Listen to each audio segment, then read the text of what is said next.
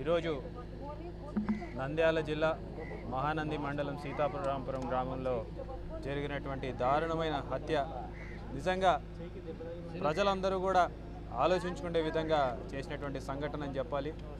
ఎందుకంటే దాదాపు 2004 నుంచి మా నాన్నగారు ఆ రోజు ఈ మహానంది మండలాన్ని కూడా ఎమ్మెల్యే, తర్వాత చిన్నాన్న దాదాపు 13 సంవత్సరాల నుంచి నియోజకవర్గంలో ఎమ్మెల్యేగా పనిచేసినారు, ఎమ్మెల్సీగా పనిచేసినారు. కానీ 2004 నుంచి దాదాపు 20 సంవత్సరాలలో కూడా ఏనాడు ఒక రాజకీయ హత్య అనేది ఈ ప్రాంతంలో జరగలేదనే విషయాన్ని కూడా ఈ సందర్భంగా గుర్తు చేస్తున్నాం. దివంగత నేత ప్రియతమ నాయకులు రాజశేఖర రెడ్డి గారు ఆ రోజు ముఖ్యమంత్రి అయిన వెంటనే ఈ హత్యా సంస్కృతికి చర్మగీతం పాడాలి, ఫ్యాక్షన్ సంస్కృతిని మనం చెరిపివేయాలి, మన పిల్లలు బాగుపడాలి, మన రైతన్నలు బాగుండాలి అని చెప్పేసి ఒక మంచి సంస్కృతిని రాయలసీమలో నాటితే ఈరోజు తిరిగి 20 సంవత్సరాల తర్వాత చంద్రబాబు నాయుడు గారు అధ్యక్షతన ఈరోజు తెలుగుదేశం పార్టీ అధికారంలోకి వచ్చిన తర్వాత తిరిగి ఫ్యాక్షన్ని ప్రోత్సహించడం అనేది నిజంగా ఎంత దుర్మార్గమో. ఈరోజు డెవలప్మెంట్ అంటున్నారు, మరి హత్యలు చేయడమే డెవలప్మెంటా అని చెప్పేసి అడుగుతా ఉన్నాం. ఈరోజు 2019లో జగన్మోహన్ రెడ్డి గారు కూడా ముఖ్యమంత్రి అయ్యారు. మరి ఆ రోజు గెలిచిన వెంటనే ఆయన ఒకటే చెప్పాడు, ఎక్కడా కూడా తప్పుడు కేసులు పెట్టద్దండి, ఎక్కడా కూడా ప్రజల్ని ఇబ్బంది పెట్టే పనులు చేయొద్దండి. నిజంగా ప్రజల్ని ఇబ్బంది పెట్టే పనులు మన పార్టీ వాళ్ళు చేసినా సరే వాళ్ళ మీద కూడా యాక్షన్ తీసుకోండి అని చెప్పడమే కాకుండా కేసులు పెట్టినటువంటి పరిస్థితి కూడా వైఎస్ఆర్ ప్రభుత్వంలో మనం చూసాం.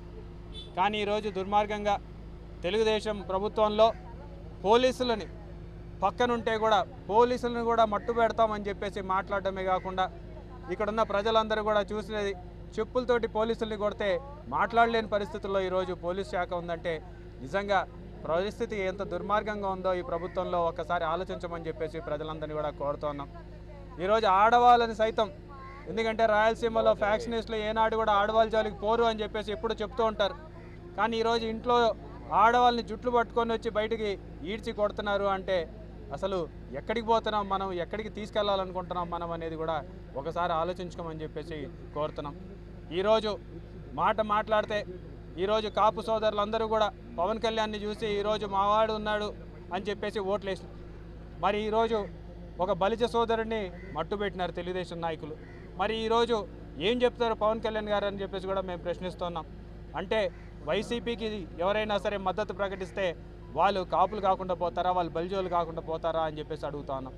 ఇదే కాకుండా శ్రీశైలంలో లోకేష్ చౌదరి అని చెప్పేసి ఆ అబ్బాయి వైఎస్ఆర్ ప్రభుత్వానికి మద్దతు పలికినాడని చెప్పేసి ఆ అబ్బాయిని రోడ్ల మీద పడేసి కొట్టినారు.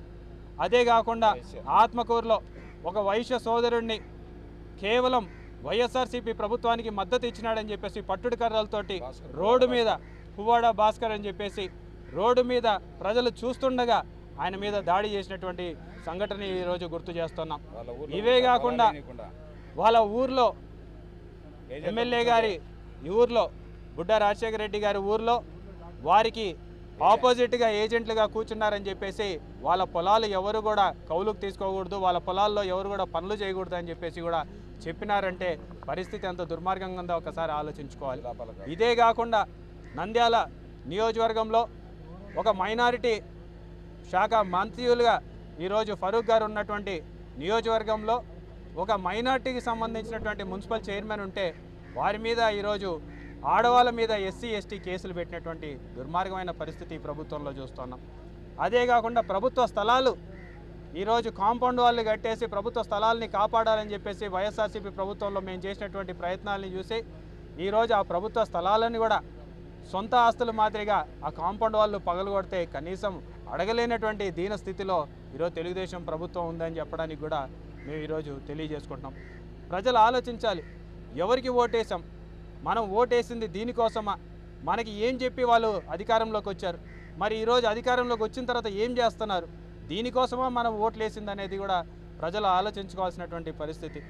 ఇంత దుర్మార్గంగా ప్రజల్ని భయపెట్టాలనుకోవడం నిజంగా వైఎస్ఆర్సీపీ ప్రభుత్వానికి వైఎస్ఆర్సీపీ పార్టీకి మద్దతు ఇవ్వడమే వీళ్ళు చేసినటువంటి తప్ప. మరి ఈ రకంగా చంపుకుంటూ పోవాలంటే ఈ రాష్ట్రంలో 40% మంది ప్రజల్ని మీరు మట్టుబెట్టాలనే విషయాన్ని మీరు గుర్తుపెట్టుకోండి. మరి మట్టు పెట్టాలని సిద్ధంగా ఉన్నారా? మట్టు పెట్టాలని చెప్పేసి ఆలోచనలు మీరు చేస్తూ ఉన్నారా? మరి నిజంగా ఒక్కసారి కానీ మేము ఇక్కడ ఓపికతోటి ఎంతో రోజులుగా ఆలోచిస్తున్నాం. మరి మా వాళ్ళు సహనం నశిస్తే పరిస్థితి ఏ రకంగా తయారవుతుందో పోలీసు వాళ్ళు కూడా అర్థం చేసుకోవాలి. ఊర్లలో గ్రామాలలో ఒక్కసారి ఈ కక్ష రాజకీయాలు ప్రవేశిస్తే తిరిగి మళ్ళీ మన చేతుల్లోకి ప్రశాంతమైన వాతావరణం తీసుకురావాలంటే ఎంత కష్టమో మీకు తెలియదా అని చెప్పేసి నేను పోలీసు వాళ్ళని కూడా ప్రశ్నిస్తున్నాను, తెలుగుదేశం నాయకుల్ని కూడా ప్రశ్నిస్తున్నాను. ఎన్నో దశాబ్దాలుగా ఫ్యాక్షన్ని దూరం చేయడానికి ఎన్నో దశాబ్దాల కాలం పట్టింది. తిరిగి మీరు ఫ్యాక్షన్ని ప్రోత్సహిస్తున్నారు, ఊర్లలో హత్య రాజకీయాల్ని ప్రోత్సహిస్తున్నారు. అంటే మళ్ళీ తిరిగి ఆటవిక రాజ్యానికి మనం పోదామా? మన ఆంధ్ర రాష్ట్రాన్ని పురోగతి వైపు తీసుకెళ్తానని చెప్పేసి ఈరోజు అధోగతి పాలు చేయడం న్యాయమా అని చెప్పేసి ఈరోజు మేము ప్రశ్నిస్తున్నాం. ఆలోచించుకోవాలి. తెలుగుదేశం నాయకులు కూడా బయటికి ఒక మాట లోపల ఒక మాట మాట్లాడుతున్నారు. భూమి ఎప్పుడు గుండ్రంగానే ఉంటుంది, ఈరోజు ఉన్నటువంటి పరిస్థితి ఎల్లప్పుడూ ఇలాగే ఉండదనే విషయాన్ని కూడా మీరు గుర్తుపెట్టుకోవాలి. 5 సంవత్సరాల క్రితం మేము అధికారంలో ఉన్నాం, ఈరోజు మీరు అధికారంలో ఉన్నారు. 5 సంవత్సరాలలో మేము అభివృద్ధిలో ఏమేం చేశామనేది మేము చెప్పుకోగలుగుతున్నాం, ఎడ్యుకేషన్లో కానీ హెల్త్లో కానీ మీరేం చెప్పుకుంటారు? ఈ 5 సంవత్సరాలు ఏం చేయాలనుకుంటున్నారు? రాష్ట్రాన్ని వెనక్కి తీసుకెళ్లకుండా రావణ కాష్టంగా చేసే పరిస్థితిలో ఈరోజు మీరు దుర్మార్గంగా ప్రవర్తిస్తున్నారు. ప్రజలకు కూడా ఓపిక అనేది ఉంటుంది, హద్దు అనేది ఉంటుంది. ఒక్కసారి ఆ హద్దు కానీ ఆ ఓపిక కానీ హద్దులు దాటితే మాత్రం తప్పకుండా పర్యవసనాలు ఉంటాయి. ఎవరు కూడా చూస్తూ కూర్చోలేరు, ఎల్లకాలం కూడా ఓపికగా కూర్చొని చేతులు ముడుచుకొని ఉండలేరు అనే విషయాన్ని కూడా గుర్తుపెట్టుకోవాలి. ఒకవేళ ఈ గ్రామంలో కూడా ఇంకా కొంతమందిని మట్టు పెట్టాలని చెప్పేసి ప్రయత్నాలు చేస్తున్నారని చెప్పేసి కూడా పోలీసు వాళ్ళకు కూడా తెలియజేస్తున్నాం. ప్రజలందరూ కూడా మాట్లాడుతున్నారు, రేపొద్దున ఏదైనా సరే వారికి ఏ చిన్న సంఘటన జరిగినా ఏ ప్రమాదం జరిగినా సరే పోలీసు వారు బాధ్యత వహించాల్సి వస్తుందని చెప్పేసి కూడా తెలియజేసుకుంటున్నాం. ఖచ్చితంగా దానికి ముఖ్య బాధ్యతలు సీఎం గారు కూడా వహించాల్సి వస్తుంది, నారా లోకేష్ గారు కూడా వహించాల్సి వస్తుంది, ఇక్కడ ఎమ్మెల్యేలు కూడా వహించాల్సి వస్తుంది అనే విషయాన్ని కూడా గుర్తు చేస్తున్నాం. కాబట్టి ప్రజలందరూ కూడా చూస్తున్నారు. మరి మీరు కూడా 5 సంవత్సరాలు ఈ రోజు కాదు, గతంలో కూడా గెలిచినారు, గతంలో ఓడిపోయినారు. ఇదేమి కొత్త కాదు, రాజకీయాల్లో ఓటములు గెలుపులు అనేవి సహజం. మరి ఇప్పటికైనా ఇటువంటి విష సంస్కృతికి చర్మగీతం పాడండి. దయచేసి ప్రజల్ని ఇబ్బంది పెట్టే పనులు మాత్రం మానుకోండి. ఎందుకంటే హద్దు జరిగిపోయిన తర్వాత ఎవరం కూడా తిరిగి తీసుకురాలేమనే విషయాన్ని మాత్రం మర్చిపోద్దని చెప్పేసి కూడా తెలియజేసుకుంటున్నాం.